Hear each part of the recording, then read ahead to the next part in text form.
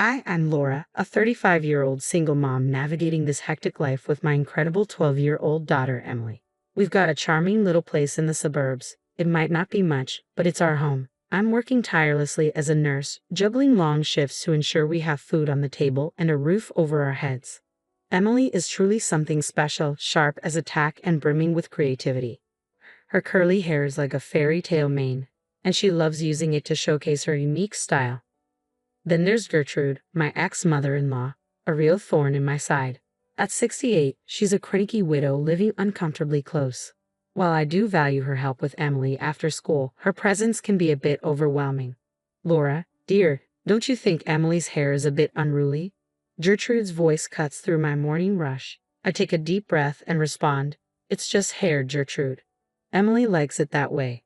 In my day, young ladies knew how to present themselves properly. Gertrude huffs. I bite my tongue, reminding myself that I should be grateful for any childcare help. Thank goodness for Sarah, my best friend and fellow nurse. She's my anchor, always ready to listen or step in with Emily when Gertrude gets particularly unbearable.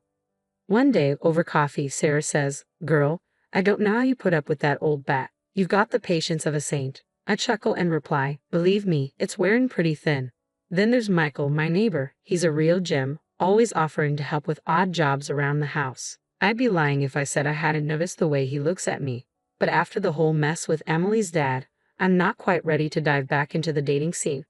"Hey Laura, need a hand with that?" Michael calls out as I'm struggling with some boxes in the driveway. "Thanks, Michael. You're a lifesaver," I reply, trying not to focus on how his shirt fits snugly over his arms as he lifts the heavy box. But hey, not everything is bad.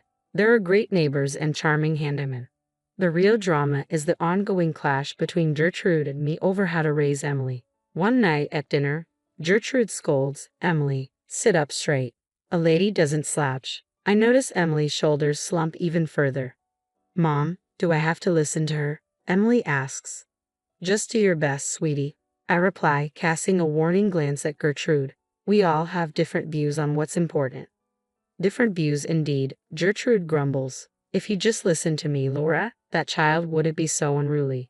I tighten my grip under the table. Emily isn't unruly, she's just expressing herself. I won't squash that. Mark my words, Laura, without proper discipline, that girl will end up in trouble. Watching Emily retreat to her room, her wild curls bouncing with each step, I can't help but worry about how long I can maintain this fragile balance. I have a sinking feeling that when it breaks, it won't be pretty. After an exhausting extra shift at the hospital, all I wanted was to hold my little girl and collapse into bed. But as soon as I walked through the door, a sense of dread washed over me. "Emily, sweetie, I'm home," I called out. The silence that greeted me was unsettling. I found her curled up in bed, sobbing. When she looked up, my heart nearly stopped. My beautiful girl's curls were gone, her head shaved clean. "Mom," Emily cried, throwing herself into my arms. "Grandma, while I was sleeping." I held her tightly, trying to comfort her as my mind raced. "Shush, sweetheart, it's going to be okay. We'll fix this." But inside, I was furious. How could that woman do this to my child? I stormed into the living room where Gertrude sat with an unsettling calm. "What on earth did you do?" I demanded. Gertrude remained unfazed. "I did what was necessary. That child was becoming far too vain and disobedient." "Vain? Disobedient? She's just a 12-year-old girl." "Exactly, and it's about time she learned some discipline. In my day, this isn't your call to make." I cut her off. "What you did is assault. I'm calling the police." Gertrude scoffed. "Don't be so dramatic, Laura. I've tolerated your lenient approach long enough. Someone had to step in before Emily ended up a delinquent like her father." That's when I lost my temper. "Get out of my house, now." Gladly, Gertrude sneered. "But remember, you'll regret ignoring my advice. That girl needs discipline.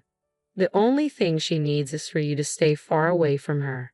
As Gertrude gathered her things, the reality of the situation hit me hard. I sank to the floor, tears streaming down my face. Just then, there was a knock at the door. It was Michael, looking worried and concerned.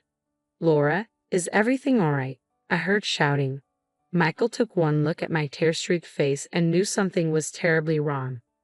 "What happened?" he asked, his concern growing as I struggled to find my voice. Instead, I just gestured towards Emily's room. Michael's eyes widened with shock as he saw her. "Oh my God, who did this?" he asked, his voice filled with disbelief. "Gertrude," I managed to choke out. Michael's expression hardened. "That's it. I'm calling the police."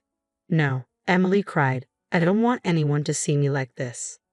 I held her tightly. "It's okay, sweetie. We won't do anything you're not comfortable with." Michael knelt beside us, his concern evident. "Is there anything I can do?" Before I could respond, my phone rang. It was Sarah. "Laura, what's going on?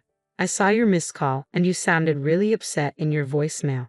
Between sobs, I tried to explain. "That awful woman." Sarah's voice was firm. "I'm coming over right now."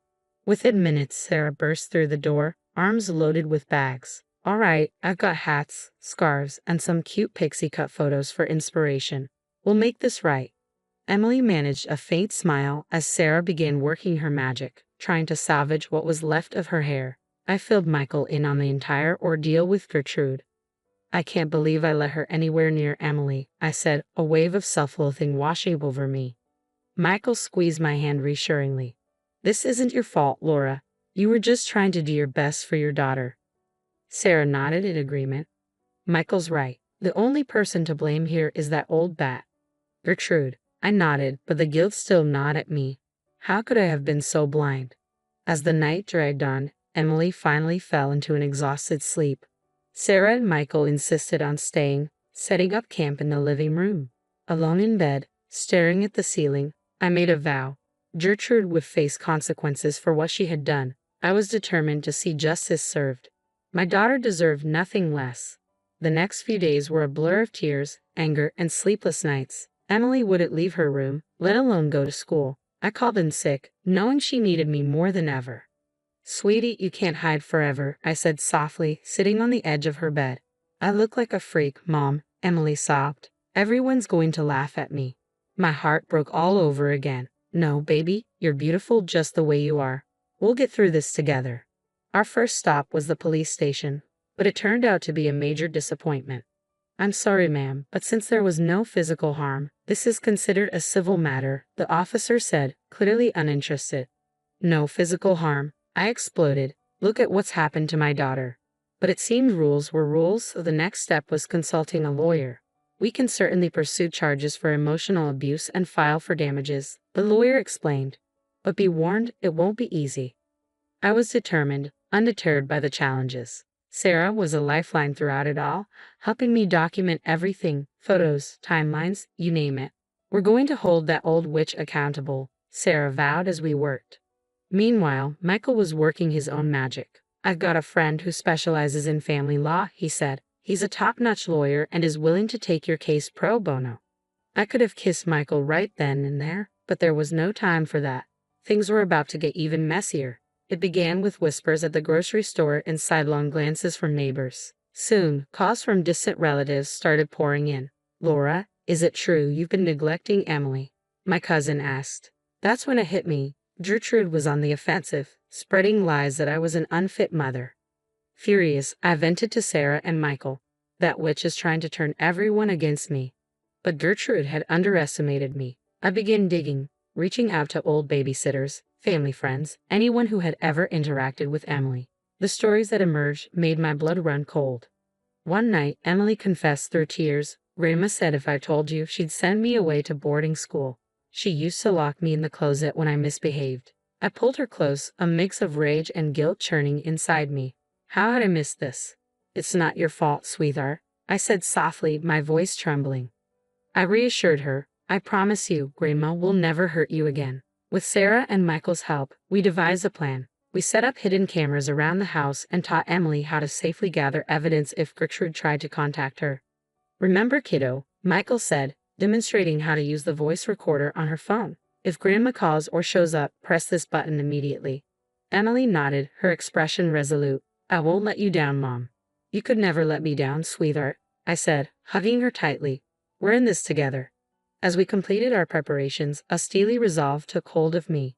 Gertrude thought she could bully and manipulate her way to victory, but she had no idea what was coming. This mama bear was ready to fight, and I wasn't about to back down. "All right, team," I said, turning to Sarah and Michael. "Let's take this witch down."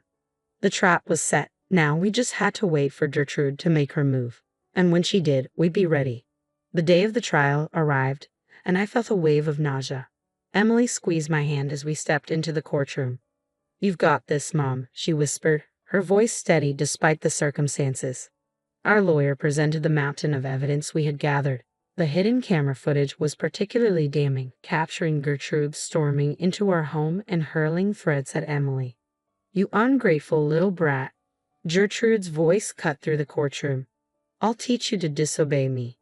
I saw the judge's expression darken, but that was just the beginning. One by one, witnesses took the stand. Former babysitters, family friends, even Emily's old piano teacher. Each had a story to share about Gertrude's cruelty. She told me if I didn't make Emily practice for 3 hours a day, she'd have me fired, the piano teacher testified. But the most powerful moment came with Emily's own testimony. My brave girl took the stand, her voice trembling but resolute. "Grandma said if I ever told Mom what she did, she'd make sure I was taken away," Emily said. I was overwhelmed with fear and sorrow, unable to hold back my tears. How had I missed this? Gertrude's lawyer attempted to portray her as a concerned grandmother, but the damage was done. The truth had come to light. When the judge announced his decision, I felt a wave of relief so intense I almost collapsed. "The court grants a permanent restraining order against the defendant," he declared. "Additionally, significant damages are awarded for the plaintiff's therapy and emotional distress." We had won. Gertrude was out of our lives for good. As we left the courtroom, Gertrude approached us, tears in her eyes. "Laura, Emily, I'm so sorry," she said, her voice trembling. I cut her off sharply. "Save it, Gertrude. You're dead to us." As we walked away from the courtroom, I felt a heavy burden lift from my shoulders. The following months were challenging, but we navigated them together. Emily began therapy and slowly started to come out of her shell. One evening, as we gathered around the dinner table with Sarah and Michael, Emily made a heartfelt announcement. "I want to donate the money from the lawsuit," she said, "to help other kids who've been through similar things." I couldn't have been prouder. As for Michael and me, he became a permanent part of our lives. His unwavering support throughout everything meant the world to us. The real turning point came about 6 months after the trial. Emily and I were at the hair salon, and for the first time since the incident, she was excited about her hair. "What do you think about adding purple streaks, Mom?" she asked, her eyes sparkling with excitement. I grinned. "I think purple streaks sound fantastic, sweetheart." As the stylist worked her magic, I caught Emily's reflection in the mirror. For the first time in months, she was genuinely smiling. "You know what, Mom?" she said. "I think we're going to be okay." I squeezed her hand gently. "Yes, baby, we're going to be just fine." Watching my daughter with her vibrant new hairstyle, a symbol of her strength and resilience, I knew we had emerged stronger than ever. Gertrude had tried to break us, but all she did was make us unbreakable. As we left the salon, heads held high, a realization struck me. Sometimes, the best way to reclaim your life isn't about seeking revenge, but about thriving on your own terms. And that's precisely what we plan to do. If you were in Laura's position, would you ever consider forgiving Gertrude for her actions, or do you believe that some betrayals are truly unforgivable?